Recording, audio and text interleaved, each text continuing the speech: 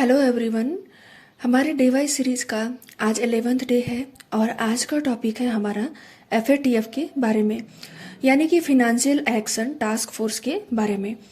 Financial action task force हमारा एक ऐसा बॉडी है जो ग्लोबली मनी लॉन्ड्रिंग को और टेररिस्ट फाइनेंसिंग को वॉच टॉक करता है, यानी कि जहाँ पे मनी लॉन्ड्रिंग हो रही है उन पे नज़र बनाए रखना या टेररिस्ट फाइनेंस किया जा रहा है उन कंट्रीज़ पे अपना नज़र बनाए रखना। तो इस इंस्टीट्यूट का मेन काम है टेररिस्ट फाइनेंसिंग ना होने पाए उसको रोकने के लिए उन कंट्रीज़ पे निगाह रखता है। अगर वो कंट्रीज फाइनेंस करते हैं तो उनको दो लिस्ट में डिवाइड किया गया है। ये इंस्टीट्यूट उन्हें दो लिस्ट में डालती है, एक ग्रे लिस्ट में और एक ब्लैक लिस्ट में। आप वीडियो को प्लीज़ पेशेंस के साथ एंड तक देखिएगा। अगर एंड तक देखेंगे तो आप इजीली इस इंस्टीट्यूट से बनने वाले कोई भी क्वेश्चन हो, चाहे करेंट अफेयर से रिलेटेड हो या स्टैटिक पोर्शन से हो, आप उन्हें इजीली सॉल्व कर पाएंगे। एज ये इम्पॉर्टेंट है, न्यूज में भी था दो चीज़ों को लेकर के, तो इसलिए आप करेंट अपडेट्स को इजीली कर लेंगे। तो चलिए हम आज इसको स्टार्ट करते हैं। जैसे कि इसका हर एक पॉइंट देखेंगे आप तो बहुत इंपॉर्टेंट है, क्योंकि फैक्चुअल्स हैं इसलिए इम्पॉर्टेंट है, तो इसे आप इन तक देखिएगा। जैसा कि है इस्टेब्लिशमेंट कब हुआ था। इस्टेब्लिशमेंट इसका हुआ था 1989 में हुआ था ऑन G7 कंट्रीज इनिशिएटिव।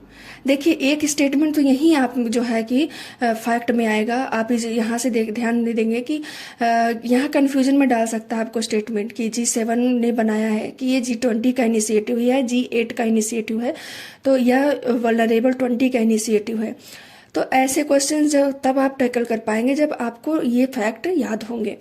तो ये ध्यान रखिएगा कि 1989 में इसका फॉर्मेशन हुआ था और G7 का ये इनिशिएटिव था FATF को बनाने के पीछे। यह किस तरीके का बॉडी है? यह एक इंटर गवर्नमेंटल ऑर्गेनाइजेशन है। इसका हेडक्वार्टर है पेरिस यानी कि फ्रांस में।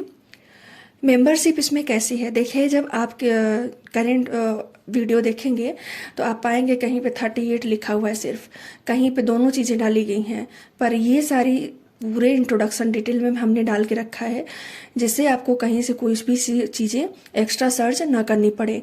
जब आप मेंबरशिप देखेंगे तो 38 मेंबर्स इसमें टोटल हैं और दो ग्लोबल इंस्टीट्यूट भी इसके हिस्सा हैं FATF के। एक है यूरोपियन कमीशन, दूसरा है गल्फ कोऑपरेशन काउंसिल।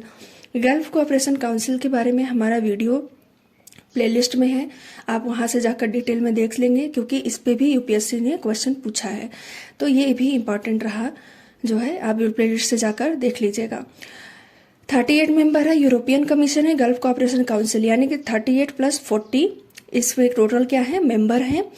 इंडिया भी इसका मेंबर है, इंक्लूडिंग इंडिया एंड चाइना।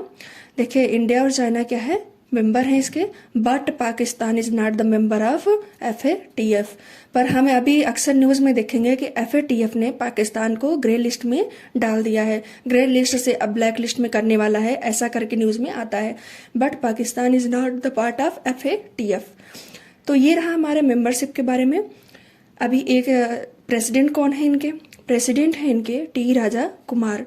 ये अभी रिसेंट में इनको बनाया गया है अक्टूबर 2022 में कि प्रेसिडेंट इनके FATF के कौन है? T राजा कुमार। आपको क्वेश्चन में यहाँ दे सकता है राजीव कुमार है, राजा कुमार है, क्या है? तो ये T राजा कुमार हैं और ये सिंगापुर के रहने वाले हैं। इनकी मीटिंग्स कब कब होती है?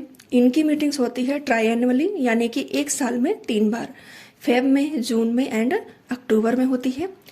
अब चलिए इनके लिस्ट के बारे में हम जान लेते हैं कि इनकी लिस्ट है क्या। देखिए FATF के दो लिस्ट है, एक बोला जाता है ग्रे लिस्ट है और एक है हमारा ब्लैक लिस्ट। तो ग्रे लिस्ट में कौन से कंट्री जाते हैं? वो कंट्री जाते हैं that are considered safe haven for supporting terror funding and money laundering. जो टेरर फंडिंग और जो अपने यहाँ टेररिस्ट को रहने की जगह देते हैं, अपने यहाँ से पैसे की व्यवस्था करते हैं, जो सेफ हेवन माने जाते हैं ऐसे कंट्रीज, उनको रखा जाता है ग्रे लिस्ट की कैटेगरी में। जैसा कि हमारे पड़ोसी देश हैं पाकिस्तान, जो आए दिन जम्मू एंड कश्मीर के लिए बमबाजी करते हैं, तो ये टेरर फंडिंग करते हैं, अपने यहाँ लोगों को रहने देते हैं, टेररिस्ट को रहने देते हैं, तो इनको बोला जाता है कि ये क्या है कि सेफ हेवन माने जाते हैं टेररिस्ट के लिए, टेरर फंडिंग के लिए, इसलिए पाकिस्तान को ग्रे लिस्ट में रखा गया है। दूसरा है हमारा ब्लैक लिस्ट।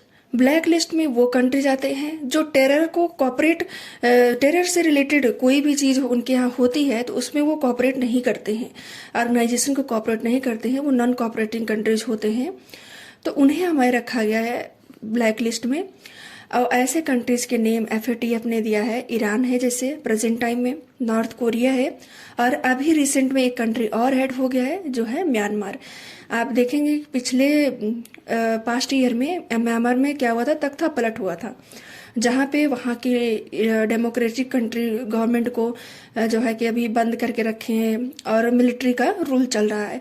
तो ये है हमारा म्यांमार। म्यांमार को भी डाला गया है ब्लैक लिस्ट में।